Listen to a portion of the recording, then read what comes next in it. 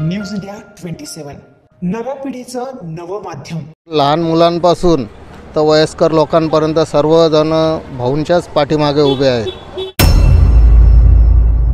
आम्हाला तर असं वाटतं का राहुल भाऊच येणार यावेळेस 100%। पण इथे राहुल भाऊ जे आहेत त्यांचं फिक्स आहे। काय तुमचं मत काय यावेळेस कोणाला निवडून देणार? राहुल भाऊंना। का हो? सर्वसामान्यांचा नेता आहे असं। नाशिक पूर्व मतदारसंघात सध्या एकच उमेदवार चर्चेत आहेत, ते म्हणजे विद्यमान आमदार राहुल ढिकले। मतदारसंघातील प्रत्येक नागरिकाला वाटतंय की राहुल ढिकले हेच पुन्हा आमदार झाले पाहिजे। त्यांच्या कार्यकाळात त्यांनी अनेक विकास कामं केली आहेत। आमदार असतानाही कोणताही बडेजाव न करता सामान्य माणसाला धरून चालणारे, त्यांच्या अडीअडचणीत धावून जाणारे आणि नागरिकांच्या मदतीला निम्म्या रात्री धावून जाणारं एकमेव नाव म्हणजे राहुल ढिकले। त्यामुळेच ते सर्वांना हवेहवेसे वाटतात।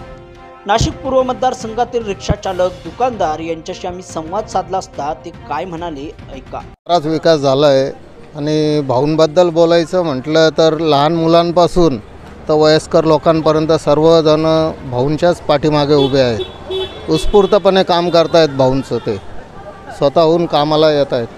विरोधक म्हणतायत कुठेतरी विकास झालेला नाही नाशिक पूर्व मतदारसंघाचा, काय वाटतं एकंदरीत? आमच्या इथे विकास भरपूर राहुल भाऊ ढिकले यांनी भरपूर विकास केलेला आहे। तसंच आमच्या तपोवनभूमीमध्ये सुद्धा रामाची भरपूर मोठी मूर्ती उभी केलेली त्यांनी, तिथं खूप चांगले कामं केले राहुल भाऊंनी। आमच्या काय विकास कामं झालेत काय वाटतं एकंदरीत तुम्हाला? एक भरपूर काम केलेलं राहुल भाऊंनी। आम्हाला तर असं वाटतं का राहुल भाऊच येणार यावेळेस 100%। गणेश गीतेंचं समोर आव्हान असणार आहे, तुम्हाला कसं बघता तुम्ही? असू द्या, कामाची पावती लोक देणारच आहेत ना, बरोबर। पण आपण बघतोय की महाराष्ट्रातील राजकारण कुठेतरी बदललं गेलं आहे आणि यावर्षी यंदाच्या जी काही निवडणूक आहे त्याच्यात परिवर्तन होईल असं म्हटलं जात आहे। म्हटलं जातं आहे ते इतर ठिकाणी होऊ शकतं, पण इथे राहुल भाऊ जे आहेत त्यांचं फिक्स आहे। तुमचं काय मत आहे? 12 वर्षांनी जो कुंभमेळा भरतो, प्रभू रामचंद्रजीची भव्य मूर्ती बांधली, ते टुरिस्ट लोकांना एकदम आणि भीड व्यवस्थित होईल। तिथे लोक जाता येता आणि मस्त मूर्ती आहे आणि प्रभू रामचंद्रजीची मूर्ती भव्य बसवली आहे। गोरगरिबांना तिथं धंद्याला चालना भेटते, येण्या टुरिस्ट तिथं खूप भव्य म्हणजे मूर्ती असल्यामुळं गर्दी होती तिथं खूप। 12 वर्षांनी कुंभमेळा भरतो, त्यांनी राहुल भाऊंनी खूप विकास कामे केलेले आहे, ती त्यांची पावती आहे। अर्ध्या रात्री कुणी बी त्यांच्याकडे गेलं, ते अर्ध्या रात्री कोणाचा बी फोन आला तरी जाता, त्यामुळं काही प्रश्नच येत नाही त्यांच्यासमोर कुणीही उभं राहून। काय विकास झाला आहे नेमका? खूप काही डेव्हलप केलं आहे भाऊंनी। आपलं काय म्हणता, सभामंडप बांधून दिले, अमृतधाम,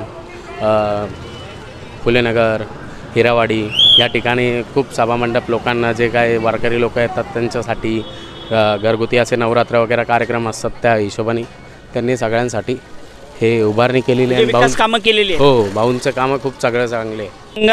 येत्या 20 नोव्हेंबरला निवडणूक होतीये, कोणाला मतदान करणार आहात? आम्ही आमदार राहुल भाऊ ढिकलेंना मतदान करणार। का हो? कारण की त्यांनी पंचवटीमध्ये, तपोवनामध्ये श्रीरामाचा भव्य पुतळा बसवला 65 फुटी, त्यामुळे तिथे पर्यटक लोकांची गर्दी वाढली आणि आजूबाजूच्या लोकांना रोजगारही मिळालेला आहे। त्या गोष्टीचा आम्हाला भरपूर फायदा होतो, पर्यटक वाढले।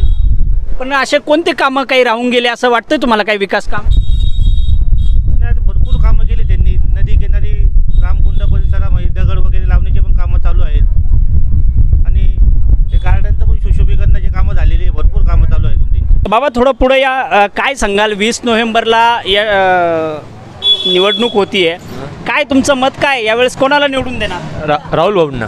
का हो?